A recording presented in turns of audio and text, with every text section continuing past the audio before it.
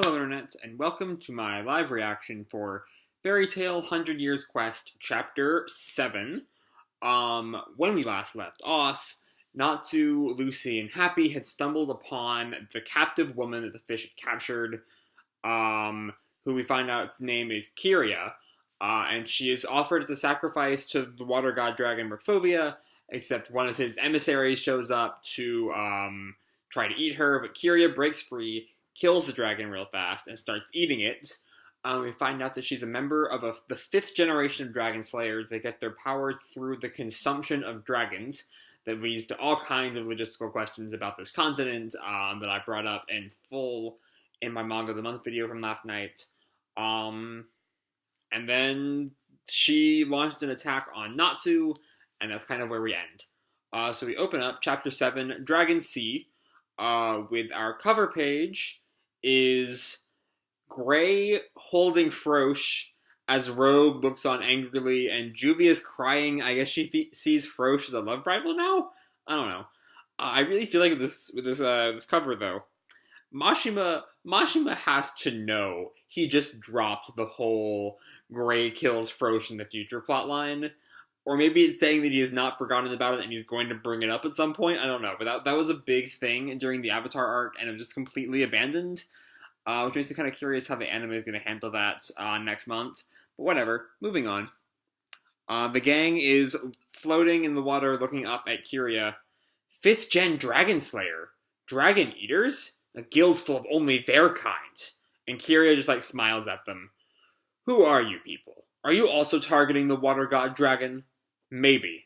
And Kiria just smiles at them and slashes her arm as some kind of cut rushes at Natsu. Natsu! I don't appreciate half-hearted answers. Fire dragons! And it just poofs out. Fire magic won't work in water. A fire dragon, huh? Looks delicious. Underwater. If Aquarius was here. Aquarius. The very least, this form of hers still has a little bit of her power.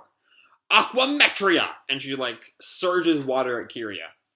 But Kiria just kind of, cuts it in half and just, avoids her. She cut the water? There's nothing I can't cut. That is the power of the Blade Dragon.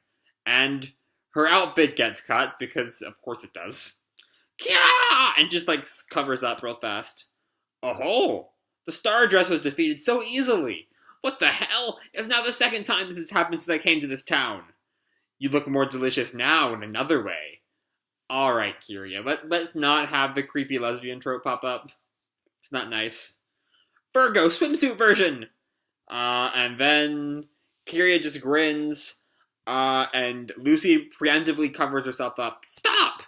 But Kiria, now, covered in crystals, rushes at Lucy. Oh no, not covered in crystals. Grays showed up and used ice make on her. What do we have here? Gray! Huh? No way! And Kashim is holy shit, he was a human. The manager? The prisoner! The humans we chased! Where have you all been hiding all this time? I was with you the whole time. This, and what the? And he looks around like the corpse of the dragon. The emissary of the water god dragon. Emissary? The emissary who sends the sacrifice to the water god dragon has been killed. This is a huge deal. He is going to be angry. Oh? Will the angered water god dragon show his face? And Kiria speaks up from within the ice make. In that case, it was a good idea to cut down the snake. And Gray looks at her in shock. And she shatters the ice, breaking free. The ice! Watch out! She even cut my shorts! No, I did not. Gray just fucking stripped. This is quite an interesting group of people. But it's time we got serious. And she noticed something in shock. Oh, Urza's coming down to fight her. Urza! Why am I the only one who can't change back to normal? Wendy is still stuck in her jellyfish form. Even Carl has changed back. What are you doing to my friends? A sword? Perfect. Let's cross swords with my blade. And she seemingly jumps into water? I don't quite know what's going on. It looks like there's a surface above the little, chamber they're in that she dives into. I don't know. But she slashes her sword down as a man pops up in a full suit of armor to like protect Kiria. I'm not entirely sure if that's another fish. It's definitely not Kashima, because we've seen Kashima's human form, and we've seen Merkfovia's human form, so I don't know who this is. And Urza looks on in shock. A head? Wah! The whole crew looked like, what the fuck? Mad Mole! You were late to return, Kiria Dono, so I got worried. One of her mates? He stopped Urza with his head. There's nothing he can't block. The Dragon Eater with the strongest armor. The Armor Dragon, Mad Mole. Nice to meet you. Honestly, I alone would have been enough. Scallion Dono said to come back. That can't happen. The Water God Dragon might appear here. That and these people.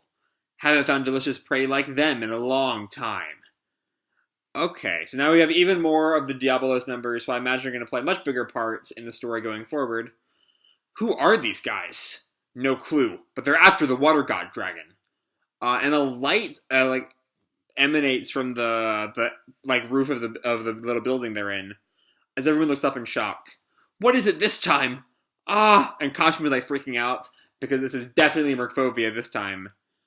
Like a whirlpool shows up above them, and out of the whirlpool emerges Merkfovia in his human form. Everyone like looks at him in shock, or like just in awe almost. Water God Sama! What is all this fuss in my sea? Human? To be continued. And that's where we leave off, as Merkfovia arrives, ready to cut short all this Dragon Eater shit. Still, once again, another chapter with nothing on the Toka front, which is a shame, because you know how much I love, that subplot. But we are still focusing all in as Merkfovia appears before the cast. I'm not entirely sure if this means that we're nearing the end of the Merkfovia mini arc. I imagine the way the arc is going to go is each individual of the 5 God Dragons is going to get their own mini arc. As like we focus on them for a little bit. I don't know, maybe they'll surprise me, and after Merkfovia goes, the other 4 will all team up. But I imagine it's going to be a good bit paced like this from here on out. Though we'll have to wait and see, because there's really no way to know at this point, because we're on our first dragon still, but whatever. That's besides the point. Moving on to the arc proper, this was a lot of fun, you know? Even if, as I mentioned before, the Dragon Eaters as a concept is kind of weird, but once you can accept that, like, they exist, you know, this is a really cool arc. I'm really digging it so far. You know, we have Kiria is just incredibly powerful, but not all powerful. She still is blocked by people every now and then, you know. Natsu blocks her initially. She is temporarily frozen by Gray. I'm not entirely sure how a clash between her and Urza would have gone down if Mad Mole had not gotten in the way. But yeah, we do have, a third Dragon Eater, as mentioned, named Scallion, who seems to be the leader of the Diabolos Guild. There's Merkfovia, who, no idea what he's going to do at this point.